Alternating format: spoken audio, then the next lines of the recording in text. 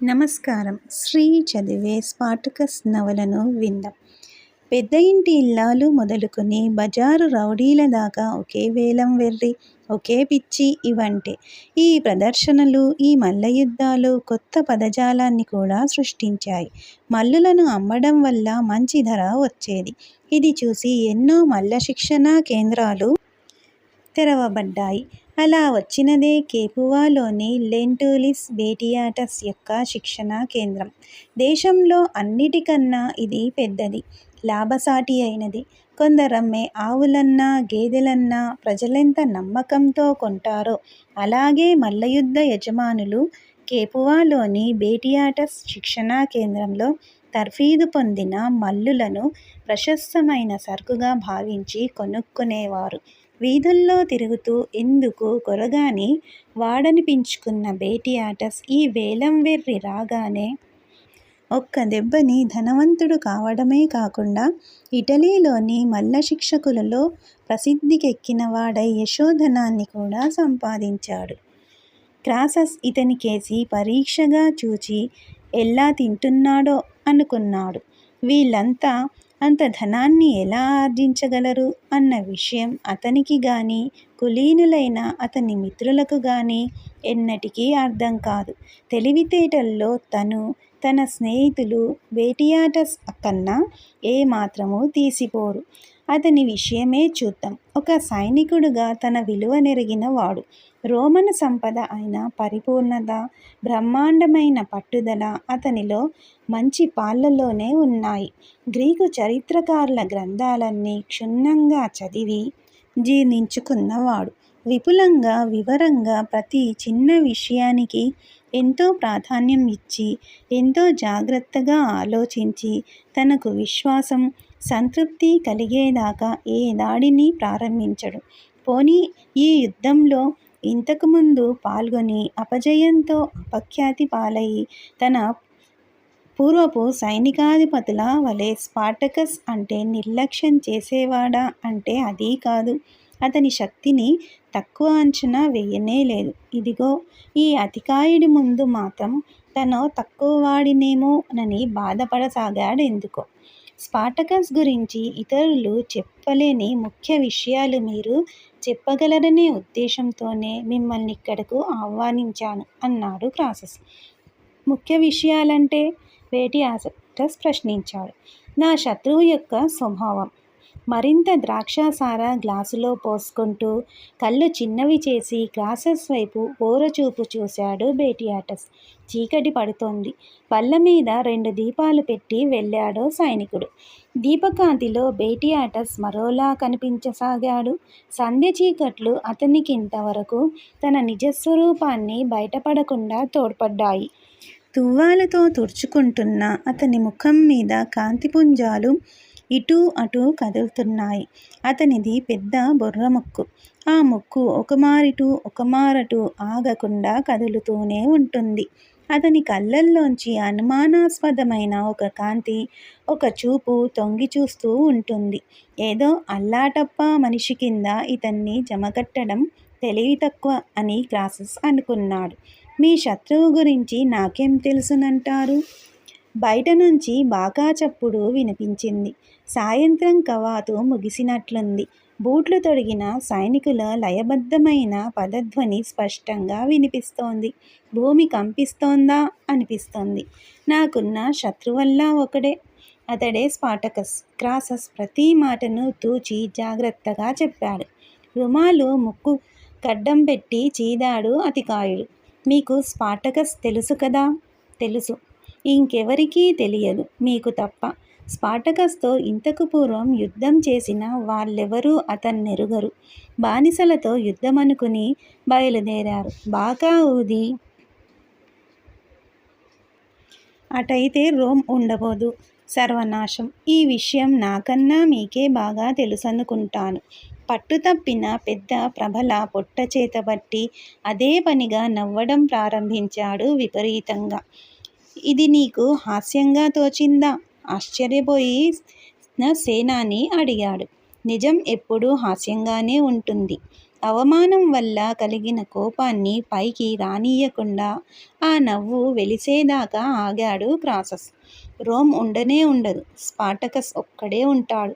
కడుపు చెక్కలయ్యే నవ్వు అణిగింది. ముసిముసి నవ్వుల్లోకి దిగింది.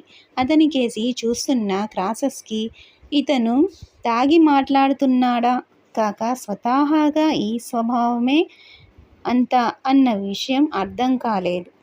మరో గ్లాసుడు ద్రాక్షాసారా పోసుకున్నాడు బేటియాటస్. దయాభిక్ష వేడుకునేవాడిలా మాట్లాడడం ప్రారంభించాడు. మీరు నన్ను ఉరితీయాలే కానీ ఊరికే మేపకూడదు. నేనొక కల కన్నాను. తిరిగి పూర్వపు విషయం వైపే సంభాషణను మరల్చుదామనే ఉద్దేశంతో క్రాసస్ అన్నాడు. ఆ కలలో నేను కళ్ళకు గంతలు కట్టుకుని యుద్ధం చేశాను.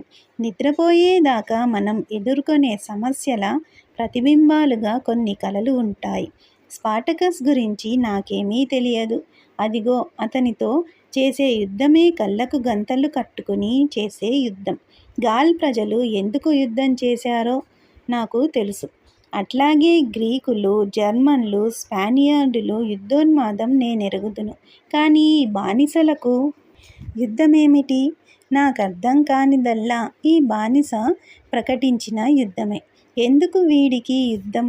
ప్రపంచంలోని చెత్తనంతటినీ, అల్లరిమూకనంతటినీ, అలగాజనాన్నందరినీ కూడగట్టుకుని మరే ఇతర దేశము సృష్టించలేని గర్వింపదగ్గ అద్భుతమైన రోమన్ సైన్యాన్ని వీడెందుకు నాశనం చెయ్యతలపెట్టాడు? 5 ఏళ్ళు అహర్నిశలు అవస్థపడితే ఒక సైనిక దళం నిర్మాణమవుతుంది. నాకీ దళం తప్ప వేరు ప్రపంచం లేదు. దళమే నేను. నేనే ఈ దళం. దళమే నా జీవిత సర్వస్వం. ఏ ఆజ్ఞనైనా సరే జవదాటక తూచా తప్పక శిరసా వహించాలి అని ఒక సైనికుడు అనుకునే స్థితి తీసుకురావాలంటే ప్రతిరోజు రోజుకు 10 గంటల పాటు కఠోర శిక్షణ ఇవ్వాలి.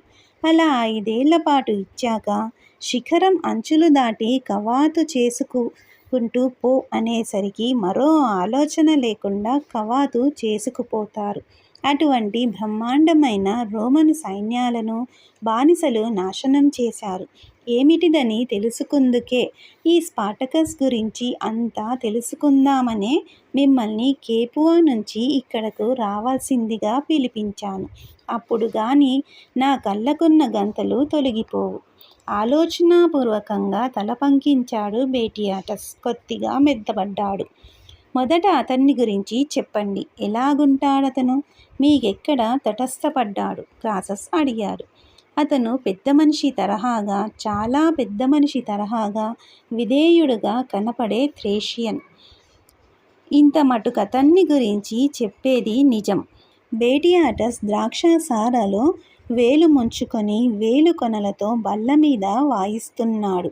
అతను బ్రహ్మరాక్షసిలాగుంటాడని కొందరంటారు. కాదు, కానే కాదు. అతనేం రాక్షసుడు కాడు. ఏమంతా పొడుగైన మనిషి కాడు. నల్లగా ఉంగరాలు తిరిగిన జుట్టు, గోధుమ రంగు కళ్ళు. అతని ముక్కు ఎప్పుడో పగిలింది. అది ఒకటి మినహాయిస్తే అతను అందమైన వ్యక్తే అని చెప్పవచ్చు. ఆ పగిలిన ముక్కే అతనికి గొర్రెలా కనిపించే ముఖవైఖరి తెచ్చిపెట్టింది. విశాలమైన ముఖం, మృదువైన స్వభావం ఇవన్నీ చూసేవాళ్లను మోసగిస్తాయి. అతని నిజవైఖరిని దాచేస్తాయి. ఏమీ దాచకుండా అతని గురించి చెప్పాలనే నా కోరిక. లేకపోతే ఇతని గురించి ఉన్నదున్నట్లు తెలుసుకోగలుగుతానా నేను? నాతో చెప్పిన విషయాలు ఇతరులకేమీ తెలియకుండా రహస్యంగా ఉంచుతానని హామీ ఇస్తున్నాను. క్రాసస్ నెమ్మదిగా మాట్లాడుతున్నాడు. బేటియాటస్ చెప్పిన విషయం ప్రస్తుతానికటుంచి మరో ప్రస్తావన తెచ్చాడు. అతని పూర్వచరిత్ర కావాలి. అతన్ని మీరు ఎక్కడ కొన్నారో, అతనప్పటికేం చేసేవాడో అన్నీ చెప్పాలి. మల్లుడంటే ఎవరు? నవ్వుతూ చేతులతో కూడా ప్రశ్నించాడు బేటియాటస్. వాడు బానిస మాత్రం కాడు. కేపువాలోని మల్లులు మటుకు బానిసలు కారు. వాళ్లకు ప్రత్యేకత ఉంది. కుక్కల చేత దెబ్బలాడించాలనుకోండి. అందుకు అమ్మాయిలు ఆడుకుందుకు పెంచుకునే కుక్కపిల్లల్ని కొనుక్కుంటారా? అలాగే మనుషుల చేత దెబ్బలాడించాలంటే సిసలైన మనుషులే కావాలి. వాళ్ళు కోపంతో పళ్ళు పటపటలాడించగలగాలి, ఎదుటివాడిని అసహ్యించుకోగలగాలి, క్రోధపూరితులు కావాలి. అందుకు నా ఏజెంట్లకు కోపం కలవాళ్లను ఏరుకురండిరా అని చెప్తాను. అటువంటి బానిసలు ఇళ్లల్లో చాకిరీ చేయడానికి పనికిరారు, అమ్మేద్దామన్నా పనికిరారు. అమ్మేయడానికి ఎందుకు పనికిరారు? మనసు విరిగిన మనిషి మనకెందుకు? దానికి విరుగుడు పెట్టకపోతే ఆ మనిషిని అంతం చేయవలసిందే కానీ అతని చేత పని చేయించలేం. కూసే గాడిద మేసే గాడిదను చెరుస్తుంది. వాడు పని చెయ్యడు, మరొకడిని చెయ్యనివ్వడు. అటువంటి అంటురోగం లాంటివాడు.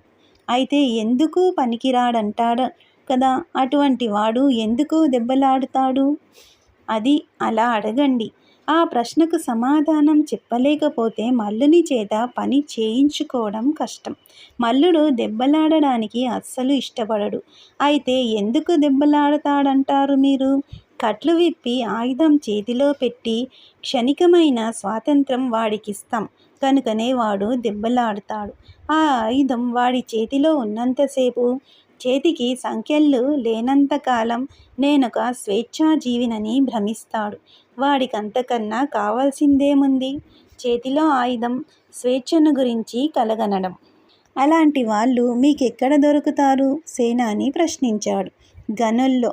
మీ సైన్యం, కఠోర క్రమశిక్షణ, భీకర సంగ్రామం ఇవన్నీ భూతల స్వర్గంగా, ఉరిస్తంభం పెళ్లిపీటగా కనిపించే వాళ్ళెవరైనా ఉంటే వాళ్ళు కావాలి నాకు.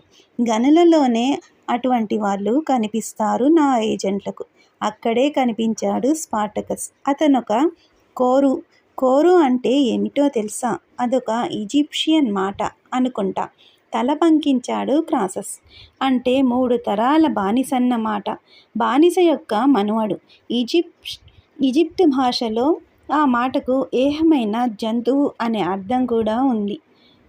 ఒక పాకే మృగం, జంతువులే తాకడానికి అసహ్యించుకునే జంతువు. అయితే స్పార్టకస్ ఒక కోరు అన్నమాట. అతను ఈజిప్ట్ వాడా? థ్రేషియన్. కానీ ఈజిప్టు నుండి తీసుకొచ్చాం. ఈజిప్టు బంగారు వర్తకుడు ఏథెన్స్ నుండి కొంటారు. కోరులనే కొంటారు. ఎందుకు? వాళ్ళను గురించి ఒక గాథ ఉంది. కొన్ని నమ్మకాలున్నాయి. వాళ్ళే భూమి అడుగున బాగా పని చేయగలరట. ఓహో, అయితే స్పార్టకస్ను గ్రీస్లో ఎందుకు కొనాల్సి వచ్చింది? నాకతన్ని ఎక్కడ కొన్నారో మాత్రమే తెలుసు. ఏదైనా నేను కొన్నాను కాబట్టి థేబిస్లో. నాకు స్పార్టకస్ గురించి, ఈజిప్టు గురించి చెప్పండి ముందు. ఈ ఛానల్ నవలను వింటున్నందుకు ధన్యవాదములు.